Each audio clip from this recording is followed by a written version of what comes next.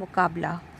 The electoral contest appeared to be loaded against Congress or, after all, the new Congress was just one faction of an already weak party. Everyone is believed that the real organization organizational strength of the Congress party was under the command of Congress. Oh, to make matter worse, the Indira Gandhi, all the major non-communist, non-Congress opposite party formed an electoral alliance known as the Grand Alliance. The SSP, PSP, Bharatiya Janasangh, Swatantrata Party and Bharatiya Kranti Dal come together under the umbrella. The ruling party had an alliance with the CPI.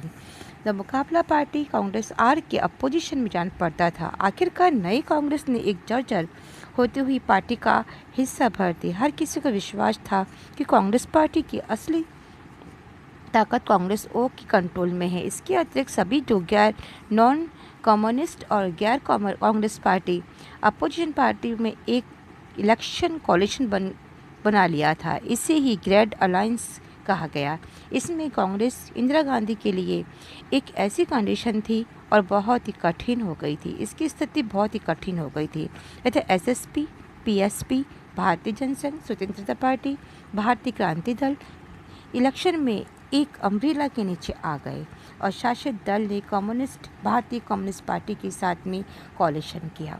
Yet the new Congress had something that its big opponents lacked. It had an issue, an agenda, and a positive slogan. The Grand Alliance did not have a coherent political program. Indira Gandhi said that the opposition alliance had only one common program: Indira Hatao, remove Indira.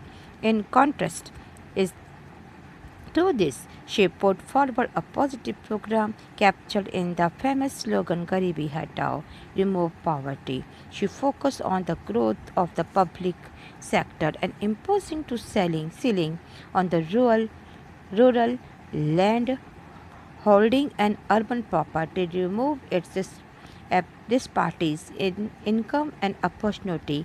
The combination of principles prevailing throughout Garibi Hatao, Indira Gandhi tried to generate a support base among the disadvantaged, especially among the landless, labor, Dalit, Adivasi, minorities, women and unemployed youth. The slogan Garibi Hatao and the program that followed it were part of Indira Gandhi political strategy of building an independent nationwide political support base. इसके बावजूद भी नई कांग्रेस के साथ एक ऐसी बात थी जिसका उसके अपोजिशन के पास अभाव था.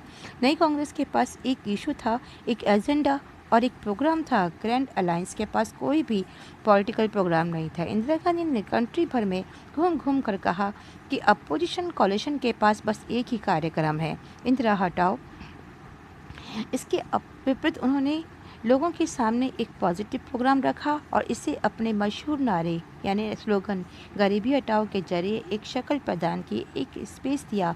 इंदिरा गांधी ने पब्लिक प्लेस में ग्रामीण भूभाग जहाँ पे अर्बन लोग रहते हैं और जहाँ पे शहरी संप्रदाय यानी कि जहाँ पे सिटीज़ के लोग रहते हैं वहाँ पे इनकम के अपॉर्चुनिटी की और अनइक्वलिटी को समाप्त कर पेवीपर्स की समाप्ति पर चुनाव अभियान समाप्ति पर अपने इलेक्शन कैंपेनिंग पर जोर दिया. गरीबी हटाओ के नारे से के स्लोगन से इंदिरा गांधी ने वंचित तबकों मतलब ऐसी जगह जहाँ पे लोगों के पास में लैंड नहीं थी, ऐसे किसानों, दलित लोगों, आदिवासी और माइनॉरिटीज़, वुमेंस